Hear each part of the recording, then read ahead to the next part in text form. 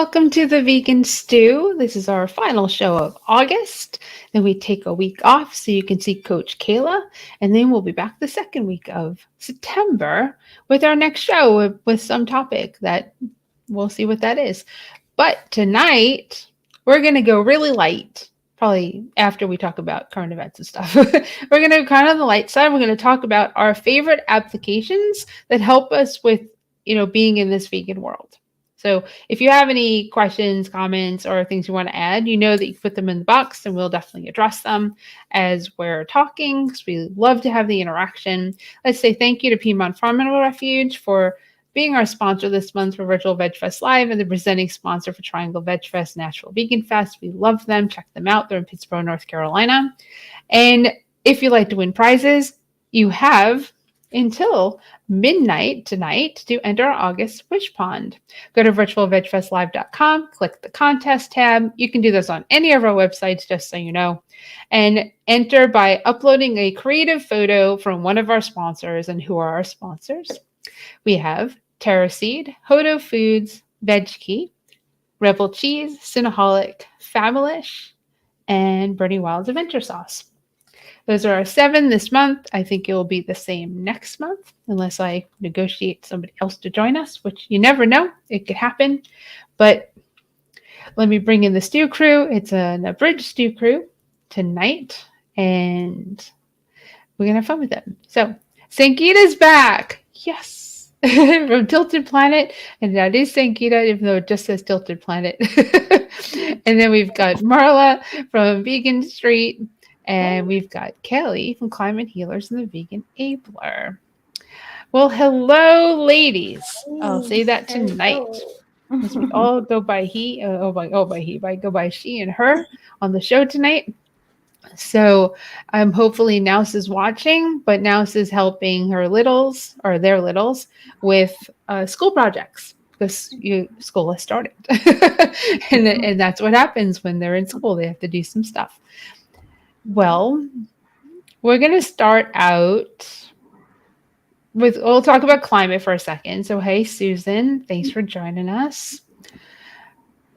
Well, it's remiss to not reflect on what's going on in the world. This evening or this afternoon, Stephen and I actually had a conversation about water, right?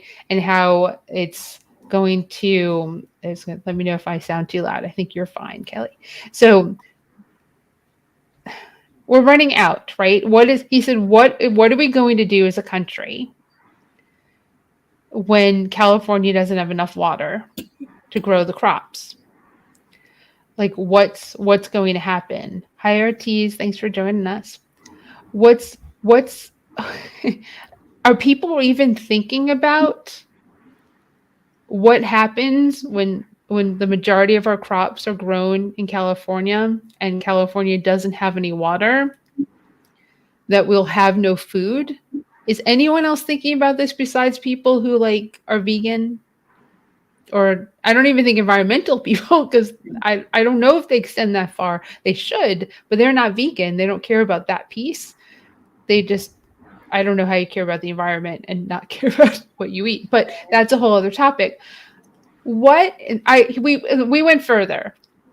And he said, we started talking about ocean water and that the technology to turn the ocean water to drinkable water is very expensive, but it exists. Mm-hmm. Right? And I said, I'm not comfortable. So tell me how you feel. I said, I'm not comfortable with us using the ocean water. I just see us humans as destructive. Mm-hmm. And we're just going to completely fuck up the oceans, even though we need that. He went into the whole science and water and how much there is and over time. And I still said, I see us as just messing this up so badly for the critters and the sentient beings that live in the ocean. Right. So I would say Texas is in the house. So awesome. Mm-hmm. Let me say that. And the best potatoes for California. I don't know. Idaho might disagree with that. So tell me how you feel. It's heavy. Well, luckily our main topic's really light. Well, I know for me, what's most frustrating, like you said, Helene, is instead of like seeing where the problem is and solving it, which is like to really educate people about where our water is going to. They want to fight with vegans about our almonds, but it's not our almonds, it's our meat, right? That we're going to, like you said, we're just going to, like, instead of just curbing our meat habit, we're gonna screw up our oceans, Even worse. Yeah.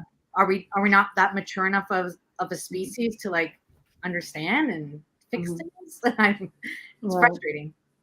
We don't have a good track record for, pivoting from disaster. Too often it seems like it falls on the same people again and again, and we're the buzzkills, we are the annoyances, we are the flies in the ointment. And like, it's not that people don't, recognize what's happening, and many people do, but it's a matter of just sheer selfishness and ability to care about the big picture, think beyond the immediacy of stopgap measures. It's very disappointing. It's hard for me to be optimistic about that aspect of things. Now, going back to your comment, are we mature enough? We totally are not. Especially the collective maturity and the collective intelligence tends to be very low. Yeah. we're a bundle of joy. But what do we do about the water? Because that's, I mean, Mississippi. I mean, there's even more here than just the fact that they have issues with their water. They can't drink their water right now. They couldn't drink it before the last set of what's happening in Mississippi and Jackson. And it's a community of color majority, and the issue was there previously and they didn't fix it. Yeah. So there's the fact that we have a drought, and then we have the not really caring about communities, not spending the money on the infrastructure, which is the buzzword when it comes to climate change in a lot of places. But but not having drinkable water, I mean, and not having water for crops. And Stephen said, who's going to tell them, and meaning the people in California, who's going to tell them no more water for your lawns? Who's going to tell them? I know, but who officially? They won't listen to us. So let's see. John said, Marla's honey, the Midwest has the best soil in the country for growing vegetables, but it's almost all wasted on growing corn and soybeans to feed animals. If this land were used to feed people, we could easily feed ourselves. Yeah. That's 100% true. It's animal agriculture takes up so much of the food that could be fed to humans. We'd have no hunger worldwide. Well, I mean, what is a more pressing need right away than dehydration, dying? It's like, it's not something that you can just kind of like, let's put a pin on that and deal with that on the road. It's I don't know. I mean, as one of the things that Naz and I have both said, is like, all we can do is hope that younger people will care more and do something about this. Now, in the parts of California that I have been to, they were using that fake lawn, like the AstroTurf. And, people are coming up with solutions, and those who can are trying. But we don't know if that's enough. We might have passed that point where anything can be done. And I think we also get bored. Like, okay, this is a boring topic now, I want to move on. Like, we're bored with the pandemic, so everyone drop your mask and just carry on as usual. Like, we have this ridiculous short attention span that just flies in the face of reality. The one thing I will say that I'm appreciating, and I would like to see this to a greater extent, is I've seen different watchdog groups sort of calling out celebrities for gross misuse of resources, like whether it's flying very short distances in private jets or gross overuse of water on their estates in California. So I would like to see more of that kind of accountability, because sometimes that's the only thing that is going to push the needle. Because, you know, and unfortunately, when we hold sort of the gross misusers of resources accountable, a lot of times people say, well, I don't fly that much, I don't eat that much meat, and sort of get themselves off the hook. But the point is, we should be doing both, encouraging, diminishment of these essential resources, encouraging more plant-based, but also holding people accountable. We need systemic changes. We're not going to solve this by convincing each individual that this is the right thing to do, because we didn't get into this situation because people said, yay, let's destroy our planet. We got here because certain systemic changes happened, which gave us an ability to start destroying the environment, a devastating attack on the environment at a amazing speed. Technology allowed us to do it, and so the systemic changes that happened because of the technology, that is what has gotten us to this point. And in order to reverse that, we need systemic changes. And I You need think the people. You need the people to actually stand up and create those changes. Yeah, That's the I problem. totally agree. Yeah. I totally Okay. agree. It's got to be both, because the people, creating that, we are creating these systemic changes, but we also, I think a part of it is people getting really irate about lack of convenience, and we just need to reframe what it means to be a community member, what it means to hold up the planet, what it means to get vaccinated for polio, COVID, measles. Coming back.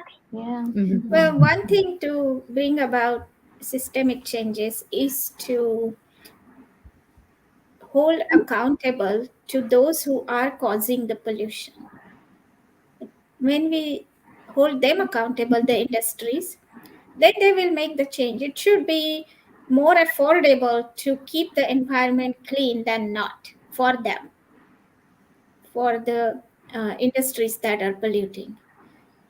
And that will bring the systemic change. It all boils down to making polluters have to bear the cost of cleaning up. Once we figure out how to do that, things will change. That's so difficult though, because they have the politicians in their pockets. Politicians don't want to lose their vote, right? So it's we're just screwed. Not that I know that answer. I just yes, I think we have to do it all. Top bottom up, and vice versa.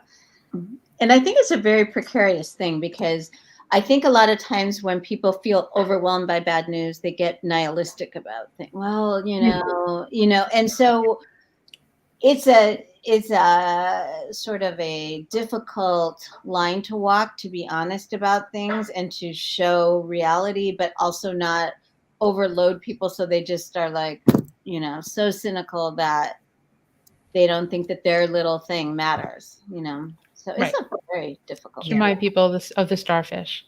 Right. And then hello, Oreos. Nice. Thanks for joining us. Well, it's obviously we can talk about this for hours. But segue into another horrific story in Florida, Marla. Let's go to Florida, which a lot of them come out of. Sorry, Florida. Sorry, good people of Florida. Well, so I get Google News alerts on the topic of veganism, and something's just started popping up about a week or two ago about a woman in Florida, Sheila O'Leary, who I believe I think she was sentenced to life, is the latest news, because she basically starved her 18-month-old child to death on and this is the media's takeaway, on a vegan diet. Now, the fact is she was a raw foodist, and who knows what her motivation, like what the thinking was going on. And she also had a husband who lived in the household while children were starving. There are 2 other children who also are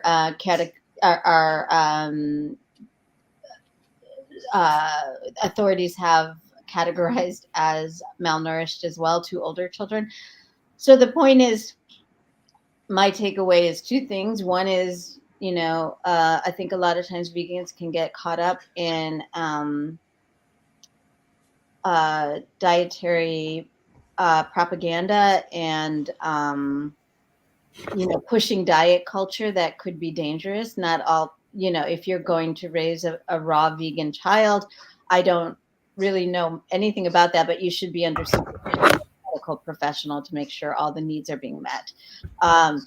And these people were not. And then but the bigger takeaway for me is that when these things happen, the media's depiction of it is vegan, starves child to death. I've got a 20-year-old son. Sangeeta has a daughter who's a teenager. Kelly had vegan children, who is perfectly healthy and vegan. And that's probably much, much, much, much, much more common. But the way that the media focuses and it becomes clickbait, this tragic story, is sad. I'm curious what your thoughts are on it. Well, let's say hi to Tweenie, who is actually watching on YouTube. So awesome. Those people who killed their child, they're not vegan. Yeah. They're raw foodists. Yeah. And the media is calling them vegan because the food that they ate is vegan. However, ethically, they're not vegan, which is where the vegan title comes in. Maybe they were whole food plant-based because they were raw food. However, the most salient point that you made, Marla, is under medical supervision for the diet for your child. These kids probably never went to the doctor either. There's no doctor is going to look at these kids and say, doing good, keep it going. So they're in the lowest percentile of everything, height, weight, and everything. Right. But you're doing a great job. So that's child abuse to an extreme. And the title of the headline should have been child abuse because of not feeding their children. Because that's the title. Because I just saw a new on Sunday. A new looks fantastic for a child that's been vegan for life. So there's no malnourishment there. And she eats a great diet and a variety of foods because I also get to see what she eats every day because Dilip posts it. So I see the plates every day. Sometimes I ask what it is, but it looks delicious. And every plate, so you know, every plate that Dilip makes typically has vegetables, like raw vegetables or cooked vegetables. Because the plate tonight, I think, had tomatoes on it, right? And there's a pepper. There's something raw is on the plate. Plus, it's all whole food plant-based because there's no oil, there's no salt, there's no sugar. If there is salt, there's minimal salt. If there is oil, there's minimal oil. And it's incredible food because he's a food for life. I'm talking about Sangeeta's husband, just so you know. He's a food for life instructor. So he's the one that cooks. So and he's the one that takes the pictures and posts them. And sometimes, like yesterday, there was like 3 different plates because everybody got a different meal.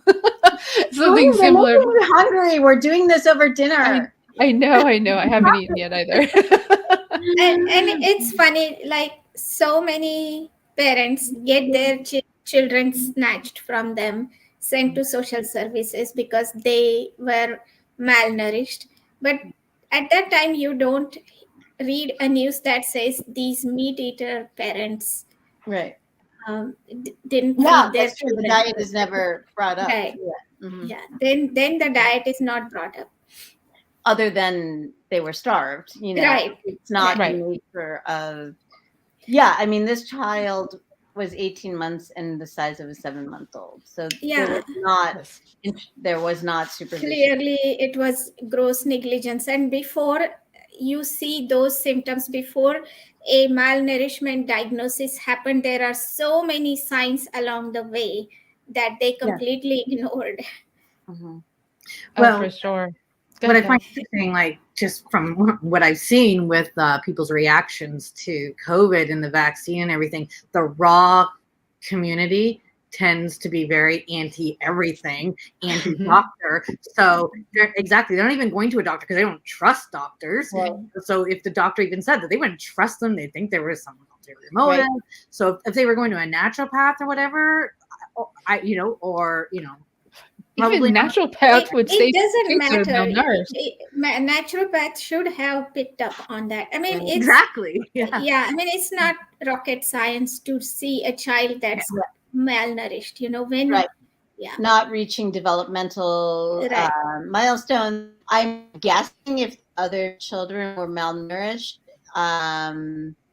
also, they may not have been in public school. I mean, there are all these different intervention points where, and I think, Kelly, that is an excellent point, and something I have observed as well, is this whole shift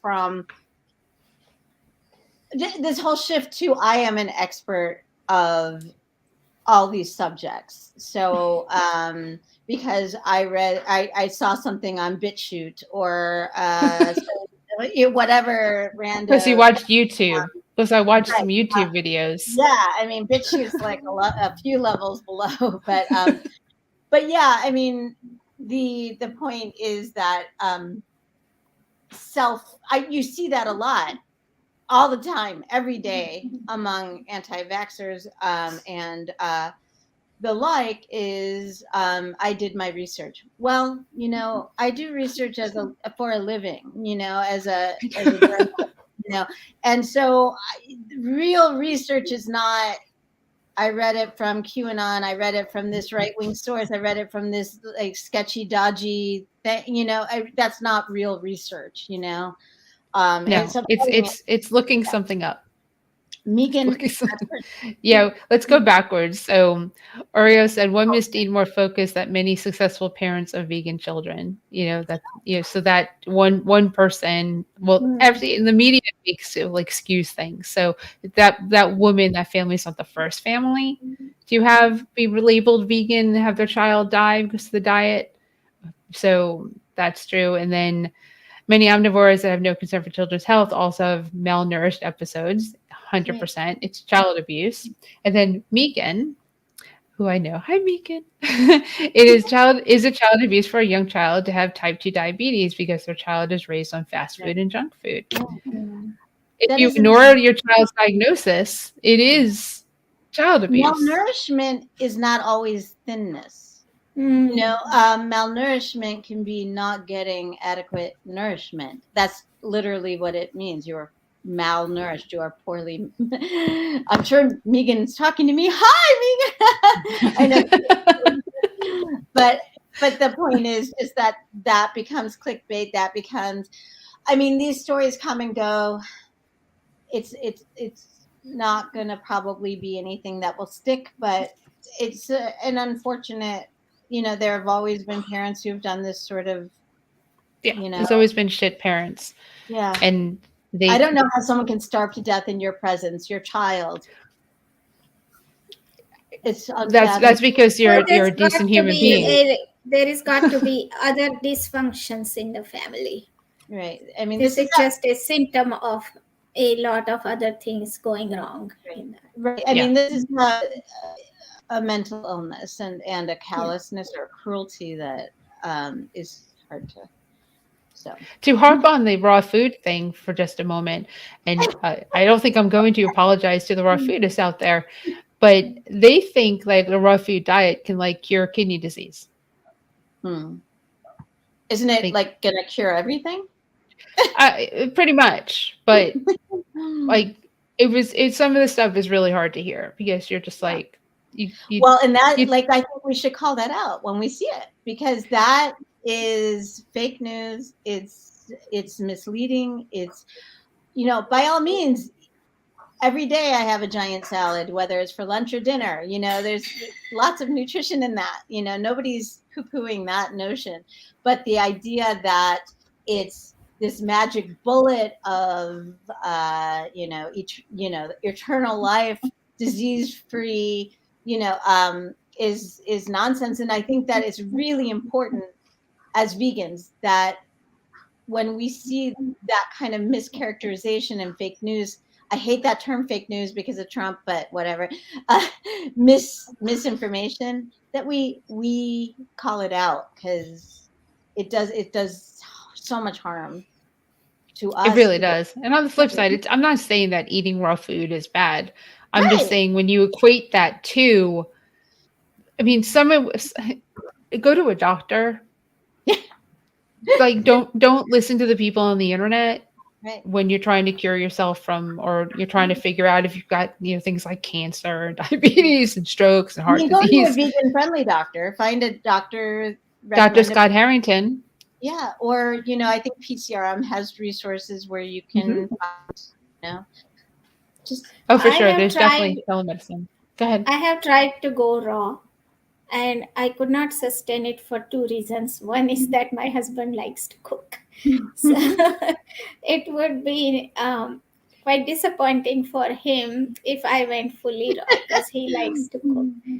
Secondly, I figured out that there are a lot of species other than us. They eat raw. They don't cook their Yeah, food, most. but they are eating local, what the nature has offered them in the natural environment. That's what they are eating. We are not eating that. Right. We are eating what has been farmed over the centuries, or thousands and thousands of Right. years of farming, and then we have gotten very narrow on what we are growing in our farms.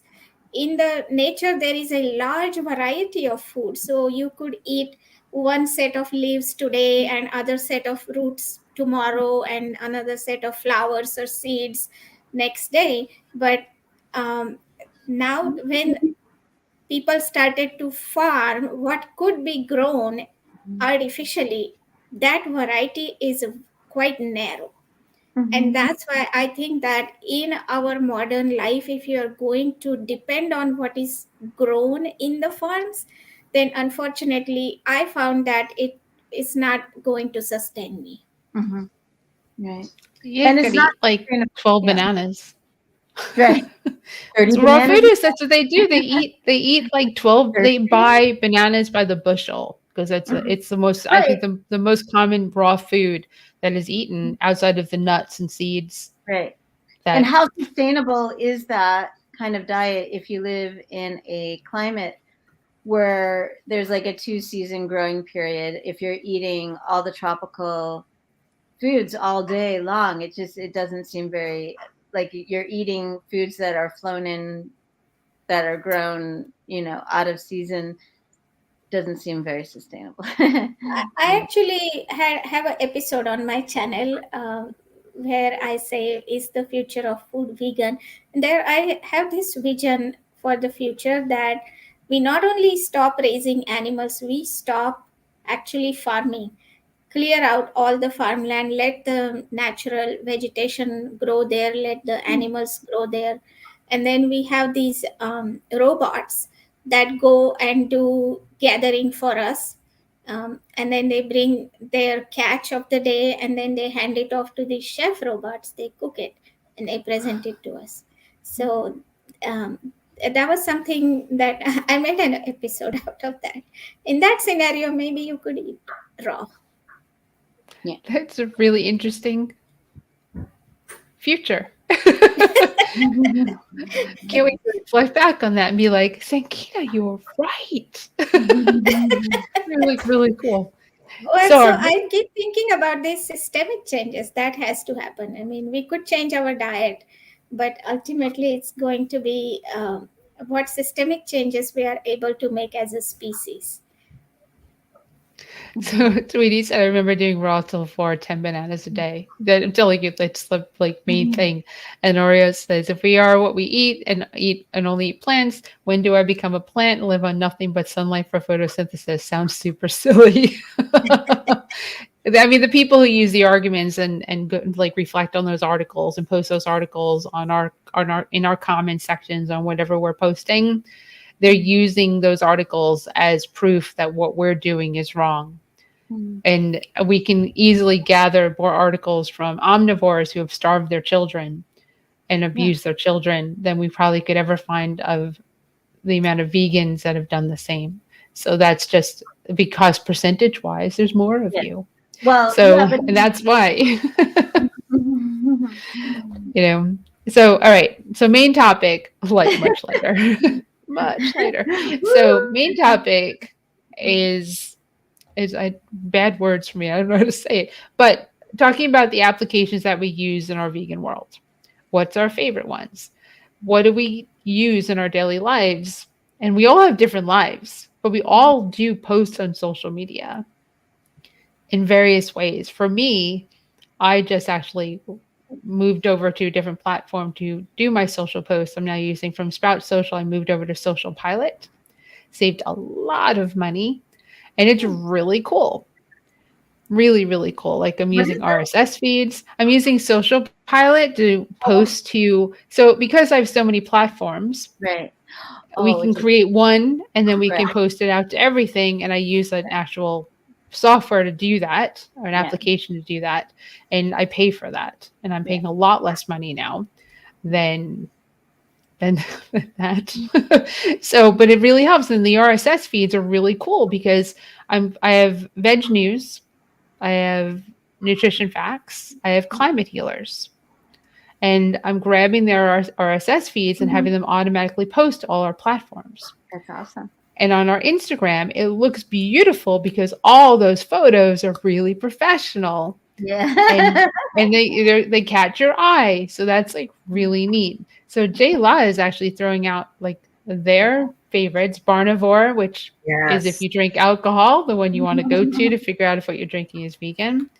And what is Cruelty-Free Kitty? So Cruelty-Free Kitty is finding personal care products and that sort of thing that are cruelty-free. It's I believe, I could be wrong. Yes, personal care cosmetics.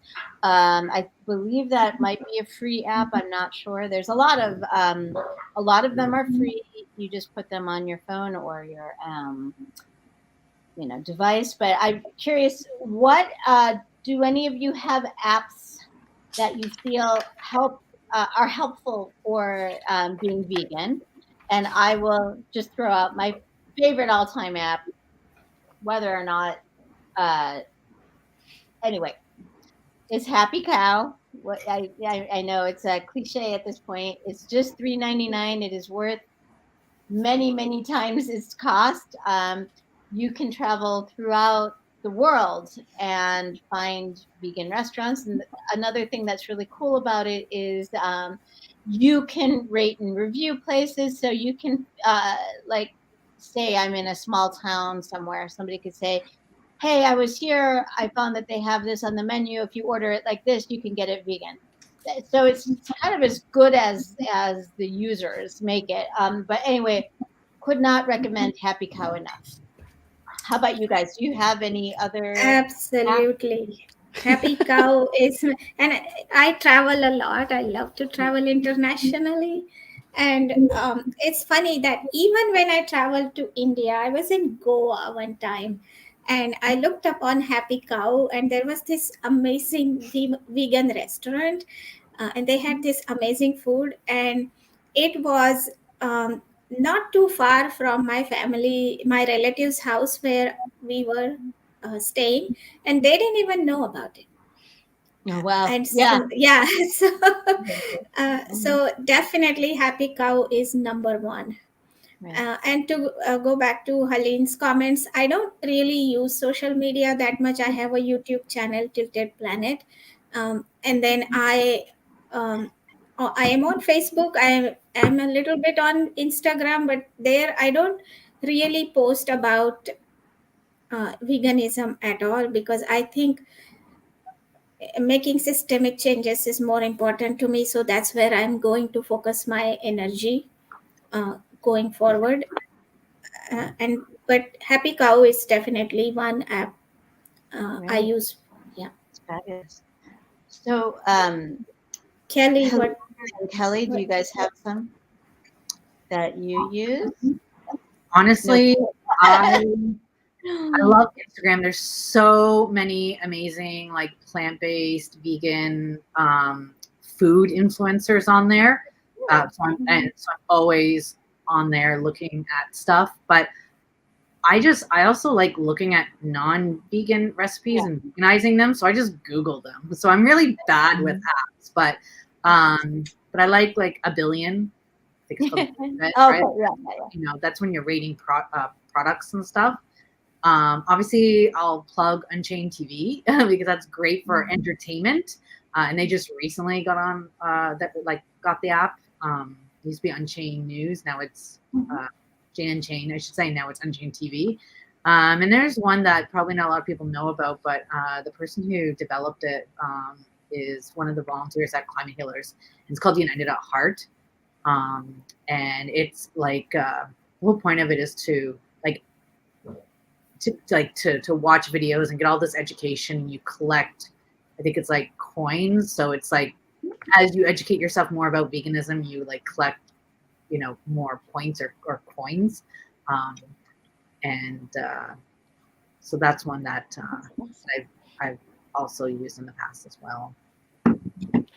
There's a new one out there that I just recently started with. It's called Steps. And it's, in a sense, put the link in the comments. That's the Steps link. That's the My Steps link for VegFest Expos. And when you join it, you can add, and the steps are pretty much anything vegan and anywhere in the world. Now I've kind of created in the sense of like anything vegan that's around the places where we do festivals. So when you open up your step map, you can put in, and I've put in, I think 17 steps now in a variety of states of the places we go eat. So steps is you putting those places on there. It's not showing you where they are. It's both. Oh, because okay. once you join the map, you can see them and you can review, you can clap, you can add comments. And there's the nifty thing about it is there's a feed like Facebook, right? So there's a feed in there, except my feed is going to be all about vegan anything, anywhere as it grows. So please join the steps map and add your steps and your favorite places wherever you are so that when someone opens the map, they can find what they want. Kind of similar to Happy Cow, but this map is 100% vegan focused and in the, you know, just kind of growing it. It's more than just food. So it can be all our vegan vendors. It can be, you know, place to shop. Like I need to put Spare Change in there. That's in Asheville. It's really, really cool. So let me see. Awesome. FOK Recipes is good from Tweety. And JLaw said, I have been using vegan Facebook pages for recommendations for apps. Facebook is big time. And let's see, Susan said, I use Echoes. Say that for me. Ecosia, thank you. To search in place of Google. And this is Susan has mentioned this possible because they plant trees with each search, which is actually very cool. Lots of stuff out there. So I have a bunch I'm going to suggest. I don't use them, all of it. These are ones that get a lot in searches for best vegan apps, and I'm putting them in the comments here. Obviously, Happy Cow. It's like the iconic one. It's $3.99. It's, again, very worth it. Vanilla Bean is more of an international focus. It's a similar concept as Happy Cow. Forks Over Knives, as was mentioned, I think that's $4.99, and that's like recipes and shopping lists, and it makes it easy if you want a whole food plant-based diet. Cruelty Cutter is free, and that is about letting you know which brands animal test and which don't, and you like often just like scan the QR code or scan the picture, and it can tell you. The one thing I will say about Cruelty Cutter is it's just animal testing. It won't tell you if it's vegan. So those two are separate things. Some are both, obviously. What you call it? The Food Empowerment Project's chocolate list is free, and that will let you know which chocolates are made without human slave labor. Very, very worth having. Food Monster is another big recipe site. I think that's I don't remember who does that. One Green Planet, maybe. Leaping Bunny is another free app, cruelty-free, lets you know that sort of thing. Nutrition Facts Daily has an app called the Daily, or Nutrition Facts has an app called the Daily Dozen that helps you track how much you're eating of the highest recommended, most nutritious foods every day. Apparently, don't have that one. There's an app called Go Nuts. NUTSS. It's also free, and that will translate recipes that are omni into vegan ones. So, like, say you're baking and you're not sure how much egg replacer, like you want to add applesauce or something like that. Apparently, it translates that into vegan recipes for you, which sounds really cool.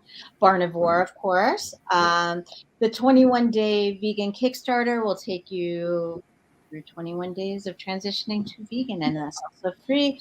And is it vegan? You scan the product and it tells you right away. So there's some really great stuff out there. Yeah, I have used Is It Vegan a few years ago, but there just wasn't enough information on it. I don't know if it has gotten better since. Yeah, it may have. I haven't used that one yet. Yeah, and may I mention an app that I really like but has nothing to do with veganism? It's called Be My Eyes. And it's like you are a sighted volunteer for those who need help seeing, visually impaired or challenged people. And they can call you. You see that you're getting a call. You may answer it or you may not answer it if you are in the middle of something. But I think that whenever I answer it, I have this like sense of satisfaction that I was able to help somebody for literally it takes no effort on your part. The app is totally free. Just sign up as a sighted volunteer. And it's really cool. So they could be holding like jars of vitamins or something, and they could say, "Is this the B12 or is this vitamin C?" And you Right. Yeah. Right. I have helped people know what kind of book they were looking at, or they needed help counting money. Right. That's really cool. It's really cool. Mm-hmm. What's Thank it you for called? sharing that. Be My Eyes.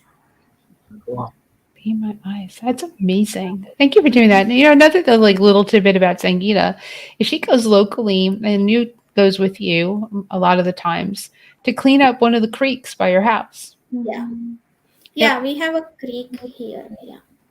And we go every other week. There is a volunteering effort that we go and clean all the plastic with. They have the Haw River Association is a organization here. They have put the trash trap near where we live on the trail on the creek, and we go every other week and clean out the trash. That's awesome. Yeah. Fantastic. Fantastic.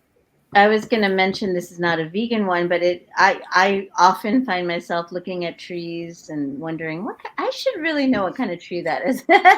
There's a great app called iNaturalist where you take the photo and then it either identifies it for you or people will chime in and say that's whatever it is, and that's kind of cool, to feel more engaged with your natural surroundings, you know. Yeah, there are multiple apps like that. I think on Android there is Google Lens that can identify anything for you.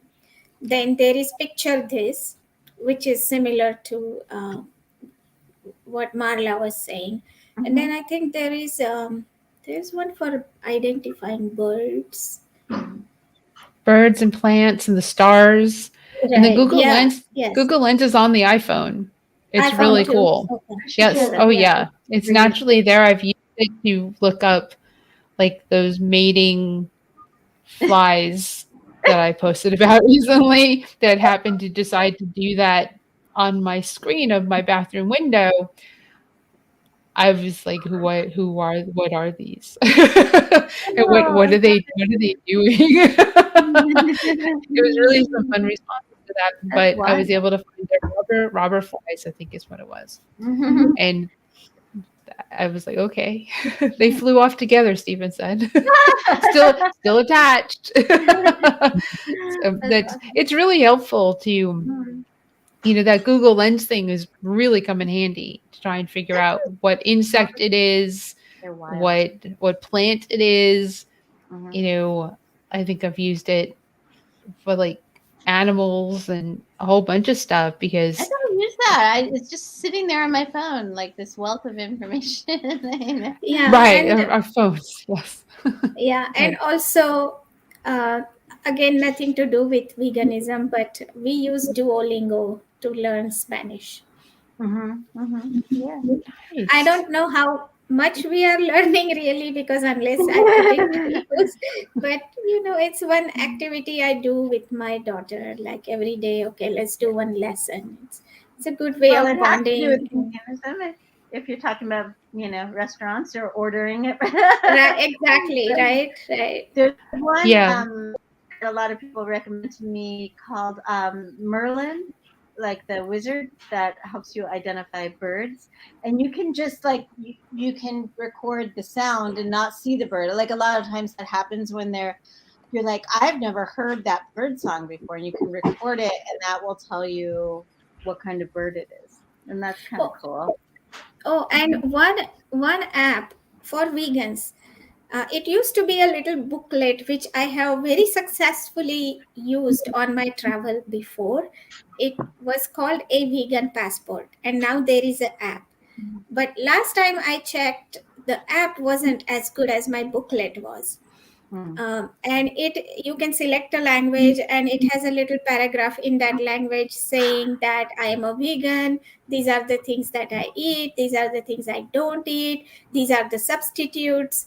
And I have really used the booklet handily, but as I said, last time I checked, the app was not impressive. Maybe it has improved since then. I need to check it again. Plus there's Google Translate. Plus there is Google Translate, yes. Yeah, we had a guy come over. He actually just knocked on the door wanted to cut down trees and didn't speak English. He spoke Spanish. So he was speaking into his phone and having it translate and then holding his phone up so I could read it. And I was translating what I wanted to say back to him and reading it to him because I've had a number of years of Spanish and what I do know is un poco, but I can kind of make my way as best I can. So it was very interesting, because you can all communicate, and he just literally just held the phone up after talking into it. And I was like, okay, that's awesome. I mean, we live in a world that's technology driven, and I'm a fan of it, even though obviously we've already discussed earlier the problems with the fact that we're technology driven and how it's been negative on the planet and human race. I'm a fan of the convenience, for sure. Yeah, I mean, I think Sangeeta's example of the app that helps sighted people, where sighted people help visually impaired people, is a perfect example of how we can use technology for the greater good, and I know we can do it. And it's so easy. It's so easy. I mean, why wouldn't anyone do it, right? Right. Now that everyone knows about it. I mean, everybody, almost everybody creates an app If you want to donate blood, they have an app for donating blood. They do. There's Yeah. and you can get points and turn that into money for doing a good deed, because sometimes that's what motivates people to do good deeds, is what they're going to get out of it. I mean, there's Susan might be able to help me with the name of it. It's the social one where you can get and sample free. You get free items to sample for your review. I think it's Social Review. Susan, if she's still watching, because she does it too. And they basically send you a coupon to go to the store and you get vegan stuff. I have one right now for a Ritter Sport chocolate bar.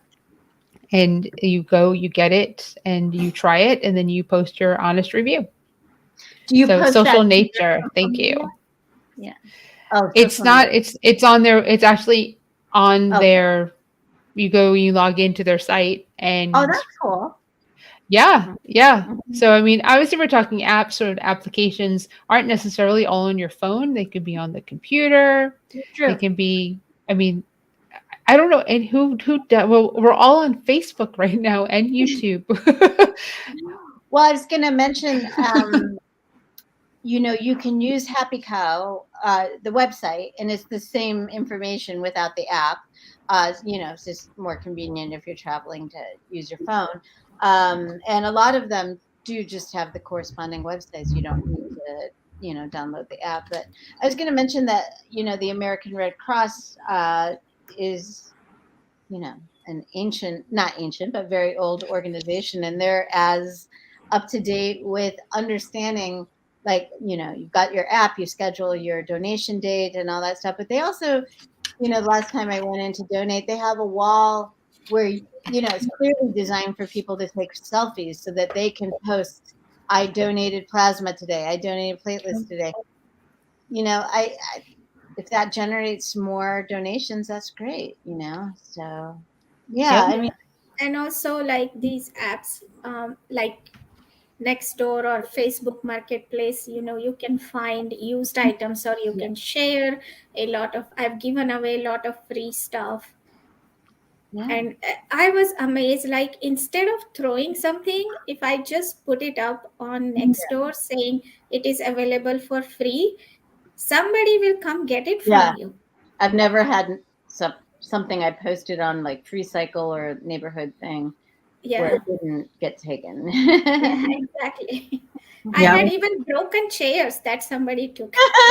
No, you're giving me hope because we have an old couch that has seen better days due to all of our animals that we're just trying to figure out. Like, it's out of the house now, but somebody reupholsters it. It's perfect, But yeah. Is there, or what if there was an app for meat eaters to pay for the meat of the animal they want to eat, like on layaway, and when the person is paid When the for it? when the animal is paid for. I don't understand the question. Okay, so is it when the animal is paid for, it gets delivered to the person so they can eat it. So this Oreos is that's very interesting. Is I don't believe this exists, that a omnivore can pay for the animal they want to eat, and then once it's paid for, they can get it. I'm assuming you're going back to the slaughter of the animal. And I don't think there's an app, but I'm pretty sure. But you can do that with local farmers. Yeah. You can order how much poundage of meat you want from the local farmer when they slaughter the animal. Well, make sure you get that for your deep freezer that's in your basement or somewhere. So you can eat that over the course of the winter, I'm guessing. And you feel better about it because it came from a local farmer and not from a factory farm. Even though that local farmer may not have actually killed that animal, they might have sent the animal to a factory farm to get slaughtered. And then you're getting reap the Yeah, but meat. I think many people that I know, they don't want to be connected with the animal that they are eating. I mean, I have read books that had nothing to do with veganism, and whenever meat eaters are confronted about causing the death of the animal they are eating, they do not agree that they have anything to do with the slaughter of the animal, or they don't think they are even responsible for the slaughter. I've seen this over and over and over. because they have a Well, supermarket, right? Or is Yeah, it I mean, people would do it. Wouldn't I mean, people would do it since it would be so inconvenient. right. I, They pick the meat just the way they pick their vegetables from the supermarket or wherever they're shopping, and so it's not it's not in front of their eyes. mhm. I guess that's where they're going is if you. Oh, the word that comes to mind is like porn, right? So I'm thinking like if you watch what's going on with how your food is being like a car wash better. You watch when you don't go through the car wash in your car and you have to step out and you watch your car go through the car wash. You're like, "Oh, look at my car. That's getting this and it's getting that. It's getting this." And then when you come out on the other side, you have a clean car. What could you imagine if people actually could stand and watch the process of the slaughtering of the meat Yeah, very few. from Most the people start? can't. Most I people can't. Yeah. Mm. And yeah, that's the disconnect that we have in the society.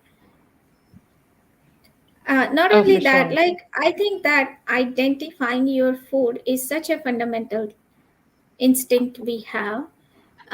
But I have seen that when meat eaters look at these animals, they don't like a goat or a cow, or they don't even identify that as a food. It's an it, right? Yeah, Yep. it's yeah, there's no connection there many times. Now there are always exceptions, and some people are like that when they see a chicken they want to grab it and kill it right there. Rarely I have met such people as well, but most people can't bear to witness the slaughter, whether they eat the animal or not. Right. Well, it's Yeah, not you even see the even thinking of the go ahead, animal, like Kelly. not wanting to like think about the animal. It's even the terms they use. We don't say slaughter. We say harvest. We don't harvest animals. We harvest fruits and vegetables, right? But disconnecting, right? I talk about this all the Disconnection. time with my partner, right? Just the terminologies that Right. they use to further disconnect us. Right.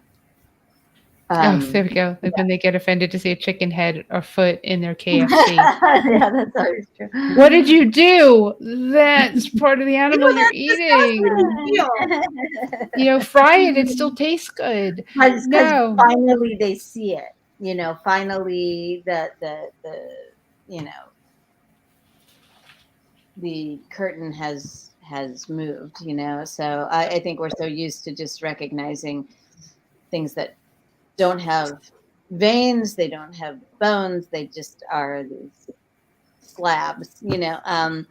But I would also say, though, a lot of cultures are very different about eating animals. It's way up in public viewing. So I don't believe this concept that if slaughterhouses had glass walls, everyone would be vegetarian. I don't believe that. I think a lot of it's just really cultural. You know, Oh yeah, like in Asia they even though eat we don't like to see it. they Yeah. eat a lot more of animals in Asia. They eat dogs in Asia. So we would never consider that here. You know, it just went out. It'd be really so I was just thinking like, to create an app as a joke, but to create an app that you can take a picture of like your steak and it shows you a picture of a cow. How But fun the would thing that be? But the thing is that there is this culture of sort of Michael Pollan type followers who really fetishize, to me, it's almost more disgusting that they're putting a name to this animal, that they're ensuring that, like, it's almost like a Prince Humperdinck with with Wesley, I want you to be in the best condition before I kill you, kind of thing. That is as grotesque as being completely disconnected to me. It is, but I would respect that more than those who have the disconnection. I don't know. I think there's a sadism with. I think one is ignorance and one is kind of sadistic. I don't know. But at least they can bear to do it, or they do it. They're connected with it. At least that. But I've seen people who eat meat are in complete denial about their responsibility or their role in killing that animal, a complete denial about that, or even that they are causing the suffering, or that it is not kind to mutilate, captivate, slaughter an animal. I mean, you can't say that is a kind act. You can't say you're True. kind to the animal if you are eating that animal that was subjected to brutality, torture, captivity, and then slaughter. There's no way you can use the word kind there, but they get offended if you say that it's that if you somehow accuse them of that brutality, they get offended. I have to say something. I just happen to right now be writing a story about egg-laying hens for a magazine, and I think a lot of times the public sees egg-laying hens as a victimless thing. Like, they're producing eggs anyway, so, and obviously we know the depth of the cruelty to these birds, but one of the aspects of it that I think confuses people is that the government in the United States, at least, uses euphemistic terms that don't apply, like humane slaughter of animals. 98% of the animals eaten do not qualify to sort of the umbrella of the Humane Slaughter Act, which is a misnomer regardless. But 98% of the animals slaughtered are birds and sea animals. And like I said, they don't qualify anyway. But I think a lot of times people just hear the words humane slaughter, have no clue what that means. And, so I don't even know where I was going with that, but it's depressing as hell. So Oreos, I think my issues with death and the loss of my pet helped me understand my place assured as a vegan. Yeah, and when I was not even a vegan, I've never eaten meat in my life, but I didn't know that these animals are raised artificially and then they are slaughtered for meat. I used to think that, oh, these animals are going to die. When they die, people must be eating them. That's not the case at all. Right. It's just like people assume that cows are just producing milk, not forcibly impregnated. Right. They see, I mean, it's so irrational, like that they see some cows standing in a meadow on a road trip, so they think that all cows are living. Like that's just how uneducated people are about the food systems that they're supporting every day, So yeah. Yeah, I am guilty of that. I had not made that connection at all when I was consuming dairy. I did not know that the cow is Right. First of all, she has to go through the gestation and then labor and then give birth before she can lactate. I had not made that connection. Well, there's no transparency, so that you wouldn't, unless you sought that information out, Well, I mean, even when I grew up in India, and there were cows all over the street and Right. all around us, but I still did not make that connection at all. Okay. Well, you never know where we'll go with the conversation. This is where we ended up talking about apps. But there we go. It's abuse of the feminist state in so many ways in the industry. Yes, if you understand, you can take this step of saying, or this, you can stretch it to saying that if you're not vegan, then you don't understand feminism, and you don't support women. Well, not just that. There is one abuse of the feminine, but then there is also elimination of the male. Chickens, yep. That's just, that's another half hour. So I know a lot of us are hungry, and and we are talking about apps. conversation. I know. We started out serious, we went light, and then we went back to serious. So I guess that's just what we do on the Stew. So let me close us out and say thank you, Stew Crew, for being absolutely amazing and for a great conversation. So thank you, Sangeeta. Thank you, Marla. Thank you, Kelly. And thank you for watching The Vegan Stew. We are here at 7 p.m. on Wednesday nights, every Wednesday except for the first Wednesday of the month, where you get to watch Coach Kayla, who will answer your questions about health and nutrition. That's your time to reach her. She's a registered dietitian. So thank you, Oreos. Thanks for all your questions and comments. It was great. Have a great night. And thank you, Susan, once again, for being a great supporter and watching. And let's see. So next week, Coach Kayla. The following week, we'll have some topic on some show that'll be cool that you'll want to tune in and watch and participate. And we love having you join us and be part of the conversation.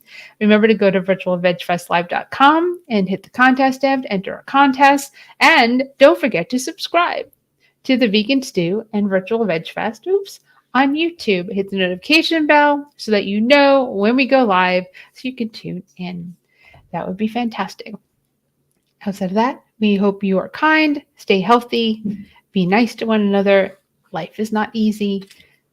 Conserve, I don't know what to say, but I guess stop eating animals now. That would be a good way to help save the planet, because we're going to keep on pressing the climate change and global warming thing every week because it's important.